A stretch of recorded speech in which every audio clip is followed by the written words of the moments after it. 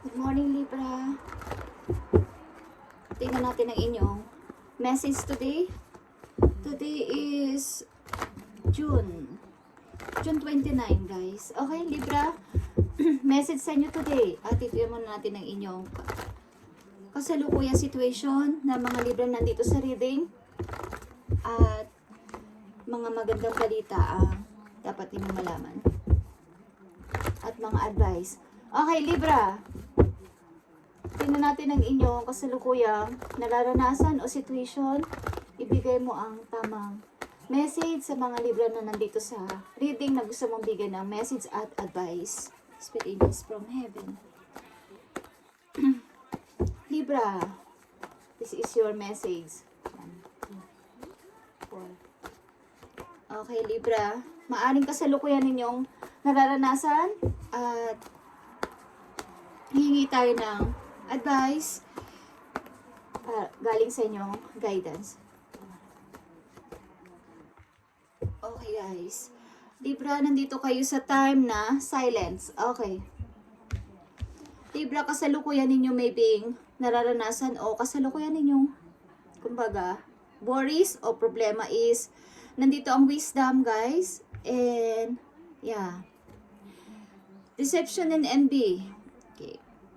Maaring kayo ay may panibugho o nagsiselo sa isang tao o may taong nagagalit sa inyo o may taong nagsiselos sa inyo. Okay, guys. And maaaring ang ilan sa inyo is mayroong obstacle sa family na humihingi kayo ng advice o tulong sa mga kakilala ninyo o sa mga mas matatanda sa inyo. Maaring sa inyong loob ng charts kung saan kayo nakagrupo ng charts. Okay, so humihingi kayo ng kaliwanagan sa inyong problem. Dito, guys, is may deception in envy, panibugo sa kapwa, maaring duplikarang pagkatao. Okay. May something na inggit or panibugo. Okay, guys. And bakit yan ang inyong nararanasan, guys? Ito ba ay kung may connection sa inyo o may taong naninibugo sa inyo sa paligid na hindi nyo alam, guys? Inggit, guys. Okay, Libra, may naiinggit ba sa inyo? And meron din kayong problem sa family, guys, or ang isa sa mga member ng inyong family is humihingi sa inyo ng tulong o advice sa kanilang pamilya. About ito sa family, yung bawa mag-asawang problem, guys. Okay? Hindi nagkakasundo. Mayroong mga problema o suliranin sa tahanan about sa kanilang pagsasama bilang mag-asawa. Okay? Kung ikaw ito, Libra, ikaw ay humihingi ng payo about sa inyong relation ng iyong partner o ng iyong asawa. Okay? At dito sa isang message mo, may tao dito ang duplikara ang ugali na pinapakita sa iyo or may inggit sa iyo, Libra. Okay? Tingnan natin yan. Hingi tayo ng advice para sa inyong nararanasan. Okay, tingnan natin ang wisdom. Ipakita mo ang message dito sa wisdom. Spirit angels from heaven. Para sa Libra, wisdom and deception and envy. About ba to sa inyong pagtatagumpay sa buhay at may naiinggit sa inyo, guys. Okay, 3 of Wands is here. Tuloy-tuloy ang paghihintay dito ng isang person. Maybe ikaw, may hinihintay kang galing sa malayo na maaring good news. Okay, Libra, wisdom. And, yeah, the Tower and the Knight of Pentacles. Okay, so wisdom, guys, maaring may problema talaga kayo sa family at bigla itong parang nagulat ka dito sa problema na to. Biglang pagtatapos maybe ng isang relation. At ang ilan sa inyo is balak na lang na mag-umpisa sa sarili nila. Balak na lang Knight of Pentacles is plano na lumipat ng trabaho. Plano na lumipat ng maybe place para sa kanilang ikakaunlad. Para sa kanilang bagong trabaho at bagong mundo. After nitong nakakashock na pangyayari na to. Maybe pagtatapos to ng isang tahanan. Okay, the Tower, pagtatapos din ito at mga unexpected na pangyayari sa loob ng tahanan. Okay, na nagulat ka o nabigla ka dito. Okay, ito ay struggle mula sa tahanan, Libra. At maaring humihingi ka dito ng tulong o payo mula sa iyong mga kakilala. At yeah, balak mo ditong lumipat maybe ng place or ng trabaho.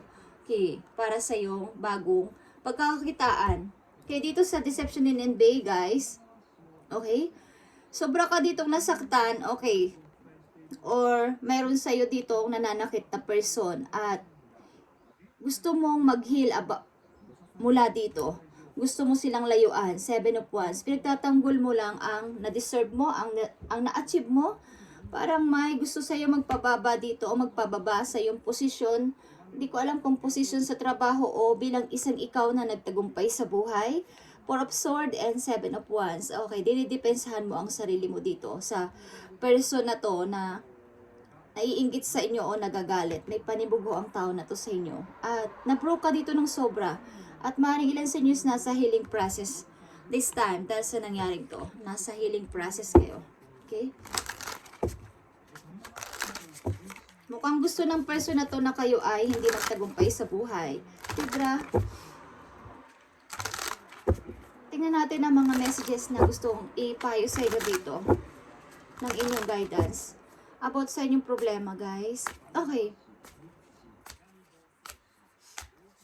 Nagkakaproblema siguro kayo sa buhay mag-asawa, guys, at balak mo na lang itong lisanin at maaaring lumipat ng tirahan, lumipat na din ng trabaho para sa iyong bagong pagpapasimula.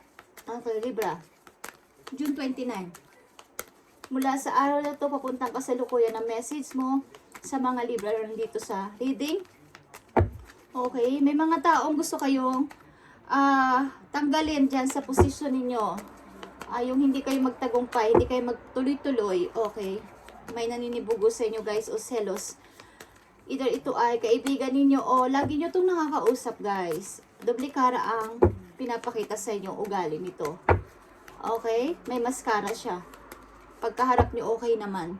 And pag hindi na nyo kaharap, is, yeah, kayo ay magti-change ng direction, guys. And makikita mo na lang, ang iniisip mo na lang ngayon is about love. Kumbaga, ang ibig ko sabihin ng about love, yung pag-ibig sa lahat. Wala kang galit sa yung puso, okay? Sa pag-alis mo, maybe, mag-change ka ng direction. Okay, message mo sa mga Libra nandito sa reading, ibigay mo ang tamang message. Release and surrender, Libra. I-release mo na yan, mga nangyari sa'yo na yan, o nangyayari sa'yo sa kasalukuyan at isurrender mo kay God ang lahat. We shower you with blessings of our radiant love. Okay, open your arms, Libra, and release the challenges that you've held tight.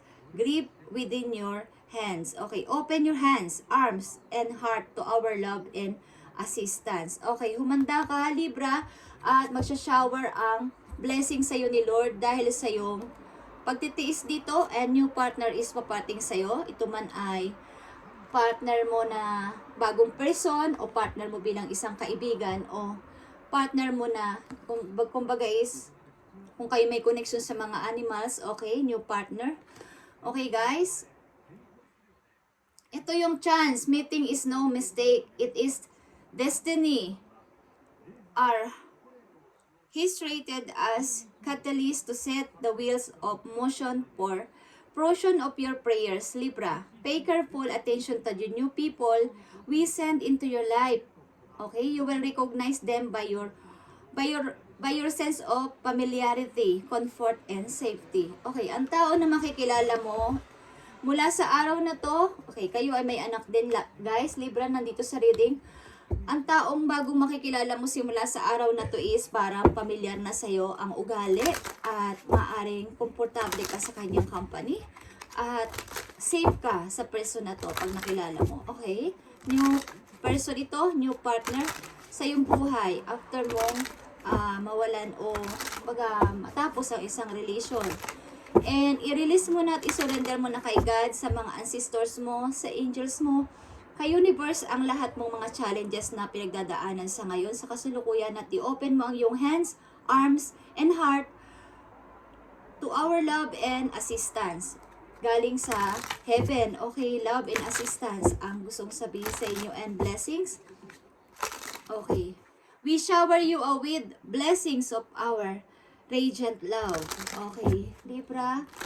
magkaroon na lang kayo ng parang paubayan nyo na lang kay Lord ang ginagawa o ginawa sa'yo ng mga tao na to na pananampantala sa inyong kabaitan. Libra, okay? Huwag nyo na lang silang pansinin at magpatuloy sa buhay. Maaring kayo ay magpapalit ng direksyon o path ng buhay. Ibig sabihin, magpapalit kayo ng lugar ninyo, trabaho ninyo at maaring lilipat kayo ng bahay, guys. Okay? Okay, guys. Tingnan natin ang inyong message dito sa abundance. Okay? Abundance message ito, guys. At gustong sabihin sa inyo ng inyong mga assistants doon sa langit. Okay? Sa inyong mga guidance. Galing sa inyong mga guidance. Ilan sa inyo is may anak, guys? Okay. Libra, tingnan natin. New partner is coming into your life, guys. At maaring ito ay bigay sa ni Lord sapagkat ito ay maramdaman mo na komportable ka dito, safe at familiar. Parang familiar na sa iyo ang person na to. Okay, Libra, message sa iyo ng yung mga guidance. Bountiful nature, Libra. Spending time and nature helps shift you to a higher vibration and reminds you of God's infinite abundance. Go outside and enjoy a walk or hike with your pet. Meditate beneath a tree garden. Okay, sit under the stars or do some other activity to connect with the limitless vastness. Okay. Minsan guys, lumabas ka at maglakad-lakad, magtingin-tingin ng mga puno, ng mga halaman. Isama mo ang iyong pet kung meron kang mga alagang hayop sa inyong pag-walking, pag-hiking, guys. At doon mo marirealize na, ang yaman-yaman pala ni Lord. At magkakaroon ka ng higher vibration na sobrang yaman pala ni Lord. At kumbaga, mai-inspire ka sa sobrang kayamanan na hindi mo nare-realize ng mga nakaraan mong taon dahil sa dami mong problema. So magkakaroon ka dito ng magkakaroon ka ng good mindset, okay, at malalo kang mai-inspire na magpatuloy sa buhay, okay. At isa pang message for you, Libra, dito. Ang sinasabi sa iyo dito ng iyong mga guidance is, pairali mo ang love dito sa situation mo at wag mo silang pansinin. Kung ikaw ay pinabababa nila or pinababagsak, again is wag mo na lang silang pansinin. Libra, okay? Humingi ka ng assistance sa iyo, mga angels, at tutulungan nila kayo. Okay? Tingnan natin ang message pa para sa iyo. Do the work. Okay, Libra, do the work. It's not enough to dream or pray. You've also got to take the positive action steps that you are being divinely guided to take. Consistently working on your priorities will make them flourish like a lush flower garden. Okay. Siguro mahilig kayong mag-garden, guys, at mahilig kayo sa mga bulaklak. At kung kayo ay masyadong nagtatrabaho ngayon sa buhay, is mas ukulan nyo pa ng pansin ngayon ng inyong work sapagkat dito kayo, kumbaga i-guide kayo ng heaven dito para mas lalo kayong umasenso sa buhay, Libra. Okay, yan ang payo sa inyo. At maaring kayo ay successful person. Maaring sa trabaho, mataas ang inyong posisyon. Okay? Meron kayong mataas na posisyon at may mga naiinggit sa inyo dito na tao at gusto kayong palisin sa inyo. Kinalalagyan sa ngayon. Kapag hindi ko ang nandyan dapat, Libra, at ako, okay? May nagsasabi niyan sa inyo. Hindi dapat kayo ang nandyan sa posisyon na yan. Kumbaga, may pataasan dito ng pride na dapat ako yung nandyan, hindi ikaw. Okay? Pero lagi mo tong nakakausap, maybe, doble cara to. Pag naka-smile sa harapan mo, pero pag talikod mo, iba na ang kanyang iniisip o nararamdaman for you. Okay, it's all about your career ito, guys. At maaaring marami kang naranasan about sa'yo, pagtatapos ng isang relation din. At Ang bilis mo lang makamove on. Gusto mo na agad maghanap ng bagong place at bagong trabaho para dito. Okay. Maaaring humingi ka man ng payo is sinusunod mo pa rin ang iyong sarili. Okay, Libra? Last message for you dito sa inyong situation. Thank you, Spirit. Okay, nakikita mo to, Libra, divine guidance. Ito, guys, ito ay number 5, obstacle. Meron ka talagang nararanasang challenges sa iyong kasalukuyan. The search for meaning in life, Libra, consider an alternative approach. Surround yourself with wise teachers or friends. Okay.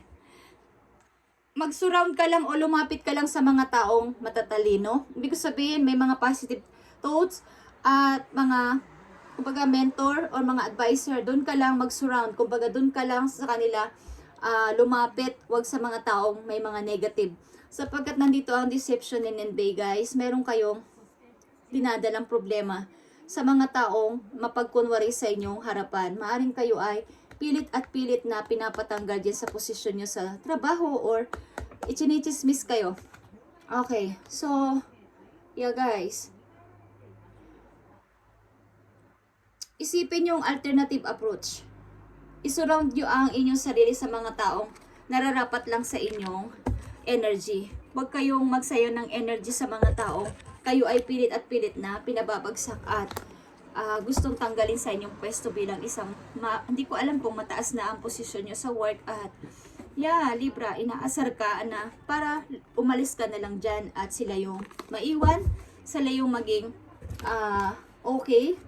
So, nasa sa'yo yan. Sapagkat nandito ang change direction, maaring mas nararapat na mag-change ka na lang ng direction at lumayo sa mga tao talaga na madadrama sa buhay mo. Maaring ikaw talaga ay may posisyon sa trabaho. Leader ka or something na may mga, ikaw yung sinusunod nila sa mga pagpapasya mo. Dapat ikaw yung ikaw yung in charge. Something na may in charge ka sa isang bagay, sa isang, bawa sa mga papeles, sa mga ganyan, is kayo yung pinagkakatiwalaan ng inyong boss, ang ibig ko sabihin, at maraming nga iinggit sa inyo, okay? Libra, ito ang inyong message today at i-update natin sa mga susunod pang araw. Thank you and God bless, Libra.